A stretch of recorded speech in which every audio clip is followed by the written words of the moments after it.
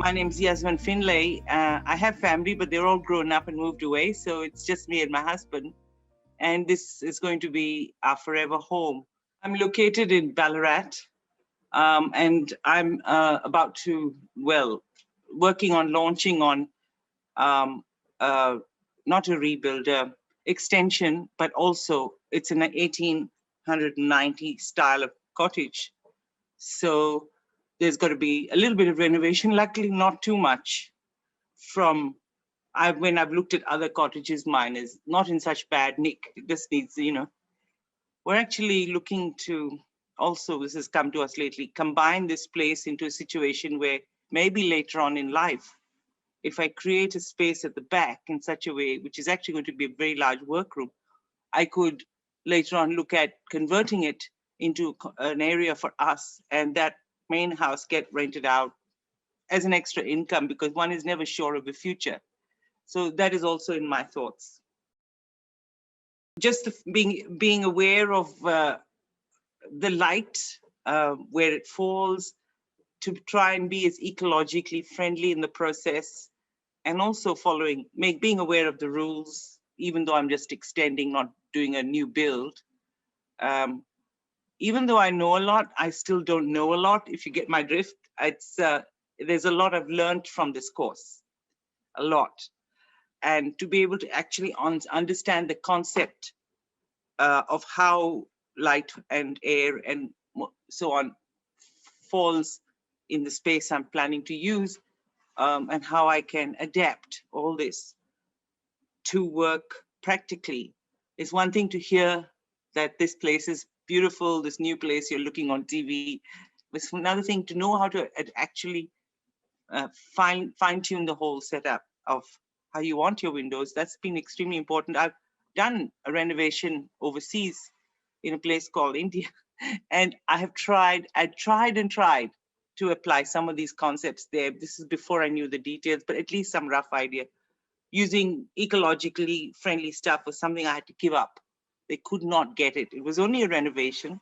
So here I'm determined that I will be able to do that. That is something I really want to do, and it's in my control to do it. Over there, I didn't know so much in terms of raw material, where to get it, what could be used, and so on. But I'm really grateful to come here and get a much more in-depth idea on all these little details, which are told, which I get in the course from Amelia, in a very practical. And you think, oh well, I wonder about this, and you look it up, and there it is. She's thought of everything. Really thought of everything.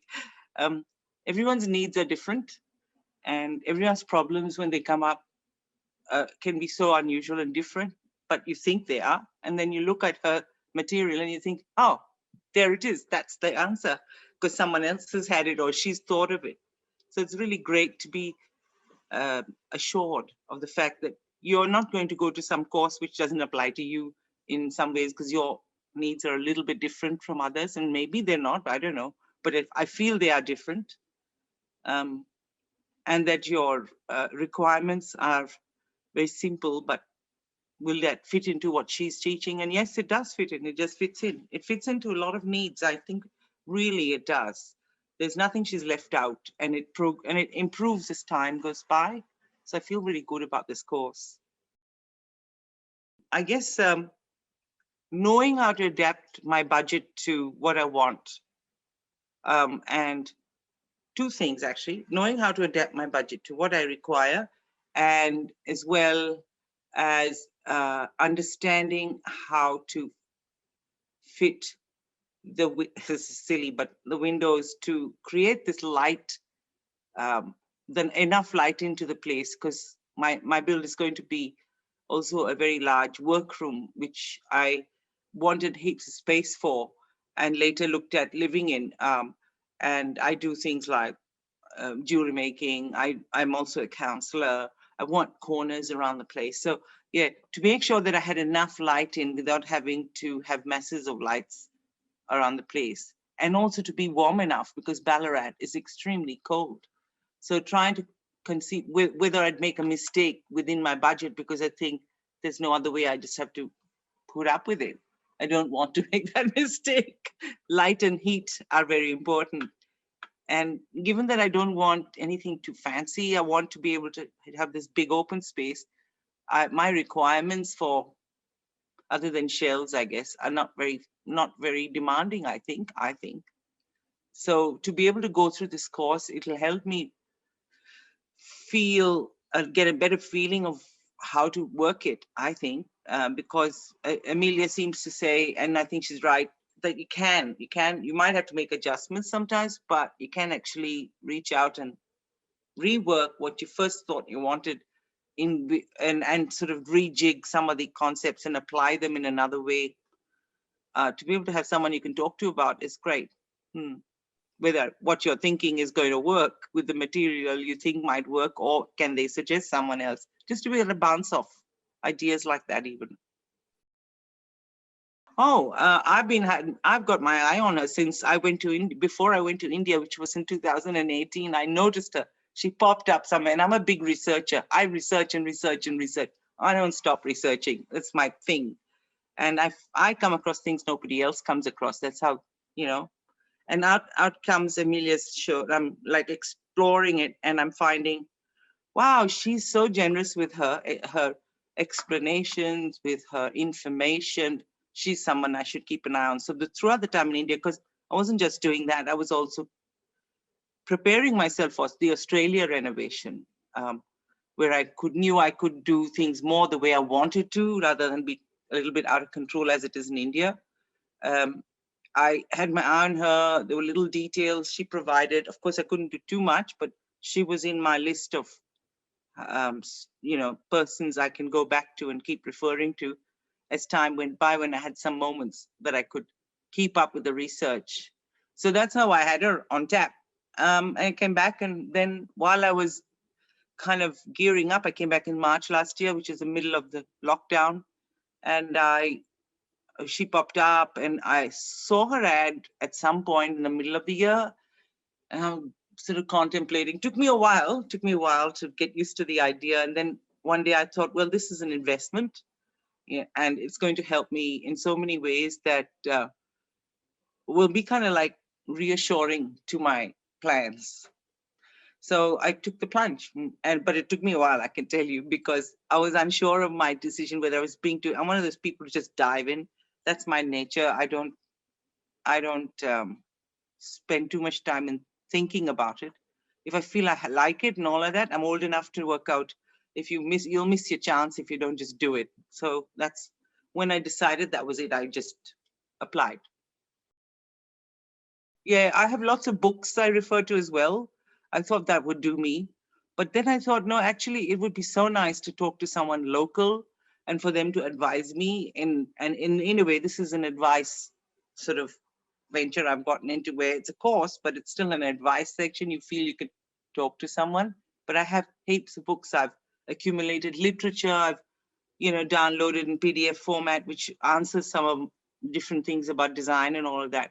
But still, to talk to someone on a practical level is a big plus point. Someone who's generous with their information and not using it as a tool just to leave out bits that make you think, oh, maybe I should just, hire them to do the job. And yet I don't have the cash. People talk about, for instance, saving money. If you do it this way, you're going to save electricity bills, blah, blah. But at the end of the day, my situation is such. After that, there's nothing left. So there's no point of me thinking of what I'm going to save. There is nothing left when it's over. That's it. I've been a single mother too long. And so no, it's good to have that caution in the start to be able to size up, because my requirements are so different. I can't think of the money I'll save in electricity in 4 years or 2 years or even 1 year. It has to work right at the start or it's no good for me. That's just one example. I believe that whatever you do in terms of a project, be it a building project, or I've been a chef as well, so a restaurant or anything, you must know that back to front, never mind who you employ, because you cannot tell them with confidence what you want without feeling that they think you're an idiot because you don't know the reality. You must know the reality. You must be better than them in concept. And then you get someone, maybe depending on, because obviously building is different. There's a good architect who gets what you want and accepts what you want, then it's good. I haven't had much experience with architects and building designers, but I do believe I need to know what I'm asking about, that this is feasible. I don't want to give them some airy-fairy impossible task. And in any project, I think that's really important. Otherwise, they turn around and look at you as not being realistic, and maybe even you get gradually manipulated into a situation where you're half satisfied, and this is where I plan to live. So that's why I took the course on, so that I know the ins and outs of how it all works here and where I can get this, and what is possible, what is not possible. So what do I do to work around that? And I think Amelia's course offers all that. Being more cautious, being more careful, because that's her advice. And I thought, hold back. Yeah, she's right. Get to the end of the course. Unless something I am in a situation where I have to move out where I am now, which is a rented place. And in India, I lived on site. So, I had dust flying and all sorts of things going on. At one stage, the veranda had no windows, no glass. And I realized by living there, it was much better. And Amelia mentions that in one of her notes, where she and her children moved in with the husband to one of the places she had and lived in a building site, literally. So we're trying to get there. I'm trying to pack. So then we'll move out. And I think that by moving into the space, my ideas of how things should be placed, which is very, very important. I've realized design is very important in terms of being sure of your size, which is something with the other project, I didn't have to worry much, but with this, because of extensions and changes where I might have a bathroom where there was no bathroom, walk-in, or what is the final product, in order to get the builder to understand and follow your instructions exactly. Those things have to be ready. And I agree with her. With the other one, it was different. I had all these workers who just did what they did, and then workers in India not as expensive here, nowhere near poor things. They really struggle. So I could be a little bit sometimes changing my mind about a few things, not much, but just a few. Here I have to be just so precise, and if I'm not, then mistakes are committed. I can see that very clearly. So I move in and I decide where my shelves or cupboards or whatever are going to go, for instance, in the kitchen. I can see it more clearly by living there, and I think that would be very, very helpful. And so being cautious, not rushing in and looking for a builder straight away, just living there, getting my sizing right, getting the design right, being absolutely sure. Because I've called a builder or so here when how do you say, while the COVID lockdown was down, you still got people from the building industry visiting you, and you found that they obviously needed the one thing which I was unprepared for. I had an idea of what I wanted, but I didn't have sizes up. So everything I got from them was an estimate. And you really want a precise figure, and you want a builder who knows what you want. But so the most important thing is the design. Live there, get it right, then go ahead with getting your quotes together. And I'm sort of 3/4 through that. Yes, just being cautious has saved me. Being vague about what I wanted, or not being specific when I've had those couple of times, as I now look at myself and think, well, that was a bit of a waste of time in hindsight, because I didn't realize how specific it is in this country, that where you can save money and time by being just specific and decisive about your design. About you can't tell someone, look, I'll tell you tomorrow. It's best to give them, here's the item, please give me a quote. It's all there, the details, and know what I can do to save some money and time as well in terms of costings. That I didn't have that tool, I should say, but it has saved me money now. I can see it will, is what I'm saying, because otherwise I was planning to do it another way, which now I can see might have been dicey in terms of spending too much money.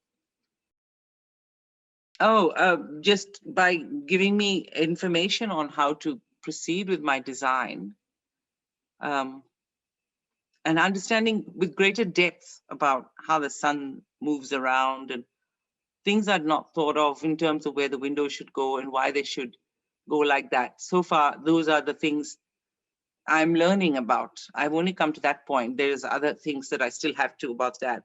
So if I'd read it rather than hear someone actually go down and tell you, as a human being, I'm a person who's very visual. So for me, that works much, much better. And then when I read something, I can actually get the concept better simply because I've been listening to what Amelia's been explaining. So everything marries after that, her explanations, and then you read something in line with that, and you can marry it and you can see understand how to proceed. So if I hadn't done that, I would have made mistakes. I would have half understood some of the stuff I'd read, and maybe I would have found it didn't really apply to Australia.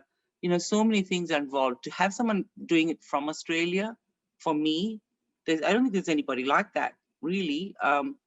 You get some information from architects. In fact, Amelia knows one of them. I noticed she had an interview with them.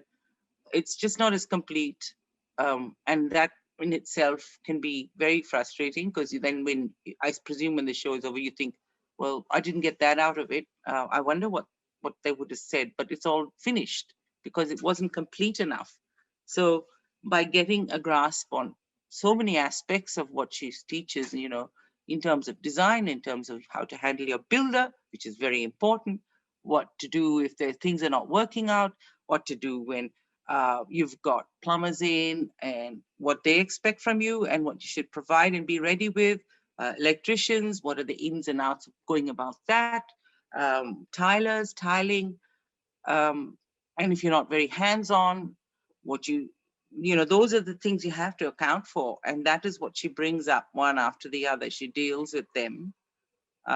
Whereas some of them you've not even thought of. You haven't even got that far. But you have to if you're going to start a project like this. Oh gosh, learning about the design. I think that's been really interesting. The emphasis on design and being careful about it. I still have a lot to learn, but also I'm sort of still toying with some of the things she said as to whether I'll be able to get it right. So it's given you an overall unbiased picture, and realizing that the importance of the design, I think, comes first, and then everything else. Because you could, once you know your design, once you know your sizes, which I never realized how important it was. You can, and you're set in that's how it's going to be. You can move on to the next and the next step, and whether you can do it, even whether you can get a satisfactory enough design together or whatever, and project it yourself, or you need help. It makes you look at yourself a lot more as to, is this going to happen, or do I really need to splurge and invest in that? Whereas, I mean, for me, I don't know if I can at this point, but at least I'm reading up on it, learning, trying to understand as much as I can. Because as I said, I'm not doing a full build. I'm just doing 3 rooms, 2 small and 1 large, with a bathroom to share. So we've got 2 bathrooms, and but the other rooms are just like a study and a room I call, because that's where one might meditate, exercise, do whatever. And so even then, it's not a small, the workroom is going to be enormous. I want it to be spacey. I saw something on Restoration Australia, which really was what I wanted. And so I'm still contemplating. So she really makes you look at things and be able to eventually decide. It's just the knowledge that she provides that allows you to get to the end of the line, but then go back and see what's left. I think they should. I mean, it's silly to think that if you're like me, where you have nobody there, and I know these days it's even harder to get even friends to wholeheartedly pitch in and hold your hand while you're trying to work things out or be part of your whole build. Everyone's busy, and if you want to do that because of the fact you're maybe limited in funds, I like doing it. I'm a hands-on person anyway, but lots of people just can't conceive doing it themselves. I have a few friends like that, and they want to get someone to do it, and then because they know nothing about it, I've often heard them complain afterwards, oh, well, the architect didn't quite understand what I said, or the plumber didn't quite get what I wanted, or the builder wasn't listening to, I didn't want this area to be like this, but what to do, we're stuck with it. All that shouldn't happen if you know. So for them to at least know the process and to be able to recognize when things are going to flow the way you want them, only because and the builder knows, or the whoever it is that's working on. It's very important to have some. You can't go in blind, not unless you're a millionaire. You can't go in blind. One more thing I'd like to say is that I really like the way that Amelia presents everything. She's very human. She's got you really feel she's talking to you directly, and she's very down to earth, which really is very appealing to people, I would say. It's nice having some stiff person or someone you can't relate to, or someone who makes you feel like your information, your knowledge is so inadequate, you just gotta not. She talks to you like she's been there, and that's what I like about her. She'll laugh about something she did mistakenly, and she does it like, silly me, you know what it's like, without saying it, and you know what she means. So I really like that, human touch about her, that she's not necessarily putting on a face all the time, where she's giggling at things, which we all do. It's very human that way. Yeah. You feel very relaxed about it.